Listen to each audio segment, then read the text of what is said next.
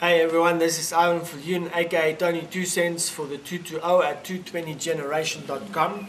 We are busy with a series of teachings called Youth Ministry 101.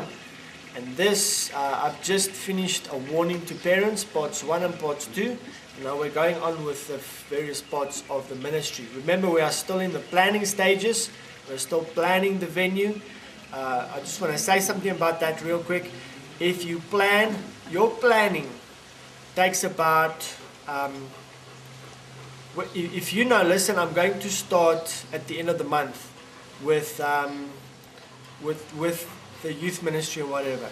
If you know you're going to start at a new place, I want you to spend a lot of your own time preparing for the youth ministry, preparing yourself, doing research on what. Don't do it on your boss's time. Don't do it on your new vocation or your new position's time. Because they will question why you're doing so much research. They want to see you work, they want to see you go out, evangelize, all that kind of stuff. But a lot of the planning needs done. I've realized that I need a lot of planning before I can execute something properly. But if you do that on the time of your bosses, the time of your boss or your pastor, you will realize that they get agitated, they want to see results, and they don't understand why you're doing a lot of planning. For you to be successful, you need to do a lot of planning, but not on your boss's time. Okay, it's very important. The teachings to follow are to inspire you to get a vision and a dream for your youth ministry and the way that you do things. We have spoken about the venue. You have designed the venue, but you haven't put much time into decorating. You want to ask yourself this question: what makes my youth group or my venue different than others? The venue has to look completely different than any other youth venue you have ever seen in your life. It needs your own personal character. We're going to talk next, in the next session, we might talk about identity. How do you build identity? And this is one of the tools to do it. You want to make your venue nice, you want to pimp it up. That's what you want to do. Here's what you do. You have now designed the floor plan. Okay. When you go, this specific session, I'm calling, this is my personal shopping list. When I start a youth ministry, there's certain things that I go out and buy and that I ask an allocated budget for. Alright, remember, you'll find two situations that we dealt with already. You'll have your own venue where everything that you bring in will become fixtures and part of the building or the venue. Or you are sharing the venue or the church with the congregation or another group, which means that everything that you buy must be able to be mobile and be moved around. When you move stuff around, it becomes damaged. It will damage. So you need stuff that's durable if you're going to move around and move the stuff in and out a lot. When I'm talking about mobile, I'm talking about backing out before the meeting and backing up afterwards. Alright, let's deal with decor. Decor. You want to, when you do decor for the youth venue, you want to draw from your environment, the area around you and where the kids are and the culture that they are in. Alright, when you buy stuff, you want to buy stuff and design decor that will make the venue cool, rad, awesome, happening, etc. For one thing that I incorporate in all my stuff is a graffiti wall. Now the graffiti wall will have on it sayings, logos, murals, names of heroes, that kind of stuff. And you could do it two ways. If you have a permanent venue, you obviously spray the place and go mad. If you have a venue that is not permanent, you move in, move out all the time, and you move around. If you have that, what you do is you buy big, you measure the walls on the sides, preferably two sides or more if you can.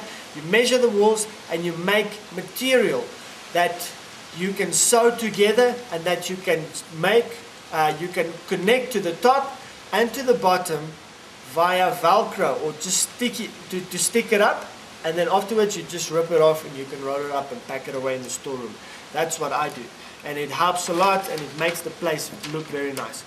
Alright, so let's talk about the ingredients that you need for this graffiti wall.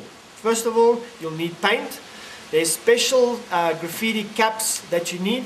The company that I like to work with, or the product, is called Montana Spray Paints. They're from Germany. You can buy it from White Trash in South Africa. It's a shop, clothing shop, White Trash, or you can get it on the net. Other stuff, you need a drawing book where you draw all the time. Get your kids to make drawings and designs, and you use that and then make big murals out of it. Obviously, you'll need a ladder, and obviously you need walls. Alright. When you go into the venue, we've designed the floor plan. Now spice up the venue. Get a lot of useless stuff and put it in the venue. If you have a permanent venue, that's nice, you can keep it there. If you have a move in, move out, mobile venue, obviously you need a storeroom and all that. Get bikes, wheels, tires, traffic cones, emergency tape, all sorts of stuff that's useless, but it will make the venue cool. Throw it all over the floor, and this is a sort of a tip for you. The less order there is in your venue, the better. Okay. Coffee tables and chairs helps. Coffee cups and supplies, you'll need that. That makes part of my shopping list. The venue should be like a big teenager's bedroom, if you understand what I'm saying, or a hangout or whatever. They need to feel at home. They need to be able to feel relaxed. When the meeting starts, they come. If your venue's nice, they'll come and hang out 2 to 3 hours before the meeting starts, and that's good. You get a lot of fellowship, you can interact with them, you can impact them.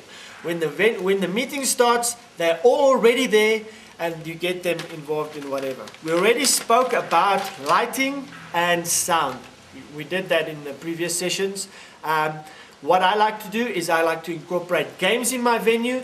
I go buy or get or trust God or ask for donations for table tennis, pool tables, PlayStation, Wii's, Nintendo Wii, Xboxes. Is this all necessary, Ivan? Yes, absolutely. Why? Well, here's how it works. The whole design of the venue is to get kids into the venue. You want to get them in, all right? The meeting and the elements that I discussed with you is to draw them into the program, okay? At the end, when you give your message, they are open to what you have to say because you've worked hard, you've planned, you've done everything properly, there's lights, everything. And what I usually say to them, I do it every night. I said, listen, we did a nice program, we had games, there were skits, I gave you videos, everything. All I ask of you right now is 10 minutes of your time. Listen to me attentively, don't sleep, don't yawn. Just listen to me and pay attention to what I say for 10 minutes. And in that 10 minutes, they give you attention because you've earned it. And you can impact them. Don't slack, don't skimp. Give your best, most powerful, potent message out of the Bible and impact them that way. Afterwards, they'll appreciate it. You'll see lives changed. You'll see salvations and all that kind of stuff. The end result of all this is they grow spiritually. You impact their lives, you reach souls for Christ. That is what it is all about. At the end of the day, there should be nothing, no goal for your ministry except reaching souls. Lastly, yes, there is money needed. Hopefully, you have a budget. The pastor allocates to you a budget or gives your impact. If you don't have money for all this stuff, trust God for the money. Otherwise,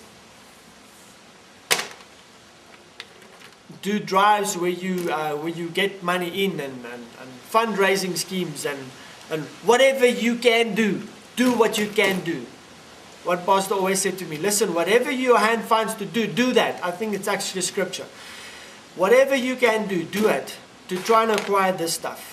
You can also ask for donations, you know. As soon as PlayStation 3 comes out, PlayStation 2 is obsolete in any teenager's house. So get those PlayStation 2s, you know. There are some kids who are homeless, some kids who are poor. They'll come to your venue and enjoy the PlayStation 2 because that's what you have to offer. They don't have it. Next, we're going to talk about the identity of your youth group. Okay? I hope this is helping you. Drop me an email, ivan@220generation.com. Ivan, I-V-I-N at 220generation.com. I'd like to hear from you. Is all this stuff helping you? This is Ivan for you for the 220 at 220generation.com.